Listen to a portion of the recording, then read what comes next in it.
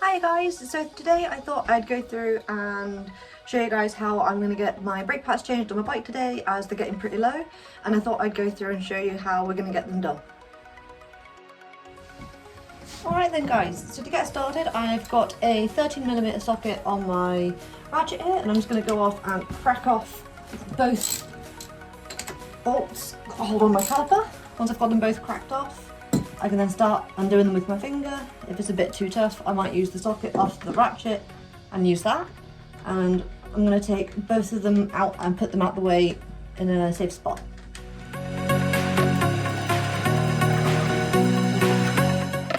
Once you've got both bolts out of the way and you've got your caliper loose, you want to take it off slightly, and as you can see it's going to hit my rim here.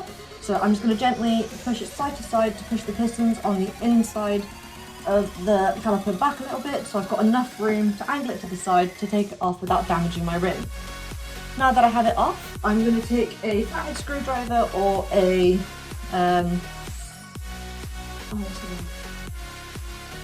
pry bar, this little one, and start getting my pistons pushed back on the inside of my caliper with the old pad still in them, as it doesn't matter if you scratch them. So it's going to work slowly and just push both of them back while supporting the caliper. If you're finding them very stiff to push back, it can help to take the lid off of your brake fluid, but just do monitor, if you do that, that it doesn't overflow.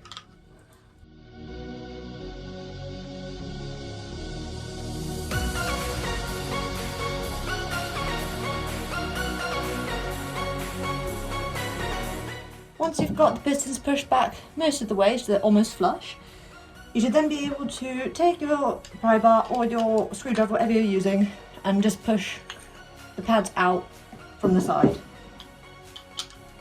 When you do that, be careful, there's a little piece of metal just at the back that keeps tension in the brake pads, I just pulled out, that holds it in place. Do try and remember how it was orientated in the caliper.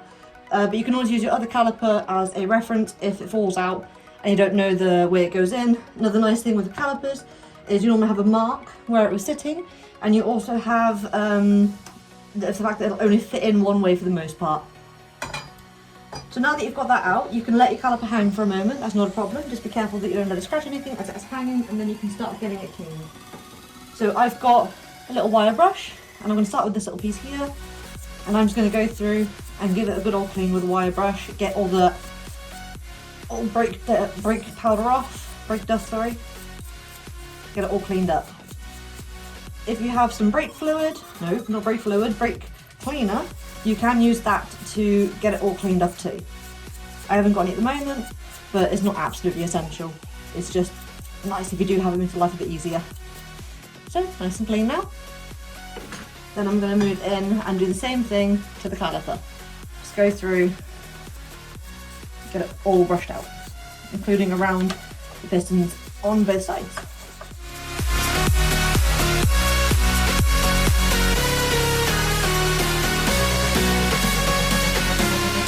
So once you're happy that you've got it all cleaned out, it is time for your new brake pads, which I've got here ready. So what I'm going to do now is I'm going to take the little tensioner and place it back in the way that I found it prior, before I took my calipers off, remembering which way I had it in, like so. It should stay in there just for the moment while we're doing the next bit, which will be taking a little bit of copper slip and placing it on the back side of our new brake pads. You only need a little bit goes a long way. It's just to help prevent the brake pad from seizing onto the piston. So a little bit there, a little bit here, pretty thin layer. Focusing some on the areas that are going to be touching most of the caliper. If you've got a little brush, it's pretty easy to apply it with that. I haven't got one, so I'm just using my fingers, and that works just fine as well.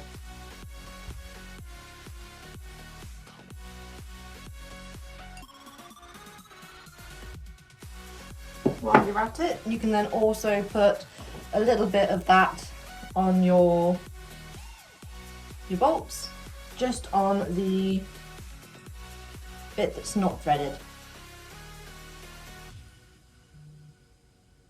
Just like so, and on both of them. So cleaning the old off and putting some more on. Something else you can do as well is take a wire brush and clean off the tops of on your bolts. These ones are alright, but it's just for cosmetic purposes. So once you've got your tensioner in, just make sure to keep a finger on the back of it to help make sure you keep it in place, and then it's time to start putting your new brake pads in. Didn't go in properly.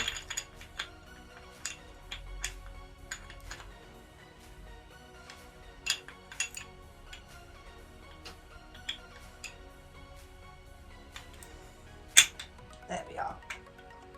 There we go. First one's in, time for the second one.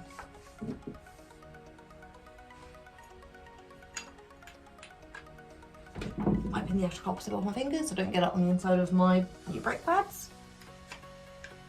The second one's usually a little bit easier than the first.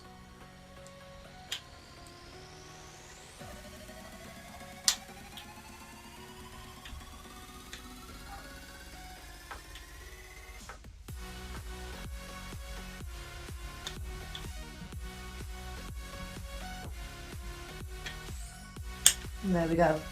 Both of them in. You can now gently put a little bit of pressure just to get them flat with your screwdriver. Just be careful not to damage the inside of your pads. And there you go. You've got your new brake pads in. All that's left now is to get it back onto your brake disc. Just like so. You've already got your bolts. A little bit of copper slip on the non-threaded part, and you can place them in. I like to start with the top one to hold the caliper in place. Just get the thing to catch. And the same with the bottom. Then you can get your ratchet with your socket and get it tightened up.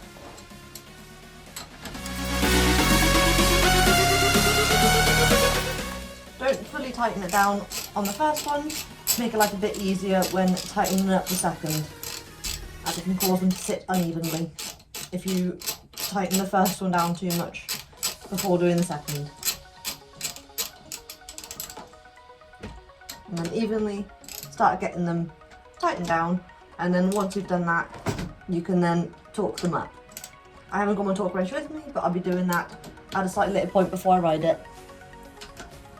You can find your torque settings in your service manual as well. Alright guys, so that's pretty much it.